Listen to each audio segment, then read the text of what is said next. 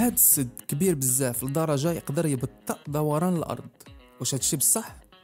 هاد السد سميتو 3 غورج ولا الثلاثة وديان في الصين، كيحتجز 39 مليار متر كوب ديال الماء، وكيصاوب واحد البحيرة صناعية اللي طولها 600 كيلومتر.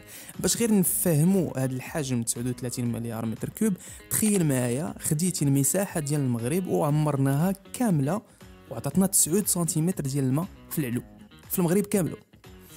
هاد الوحش ديال البيطون فيه 2.3 كيلومتر في الطول، 185 متر في العلو، 115 متر في السمك ديال القاعده لا باز ديالو، وكيوزن اكثر من 34 مليون طن.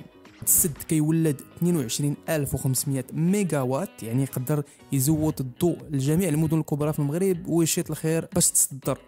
وبالنسبه للقضيه ديال دوران الارض، فالنازا داروا واحد الموديل ديال التيست ولقاو انه كاين واحد الانحراف بسيط في المحور ديال الارض، والنهار كيولي اطول ب 0.06 ميكرو ثانيه، حاجه صغيره بزاف ولكن كاينه. دليل ان في الهندسه كاينين مشاريع كبار لدرجه اللي بصح ممكن ياثروا حتى في الزمكان.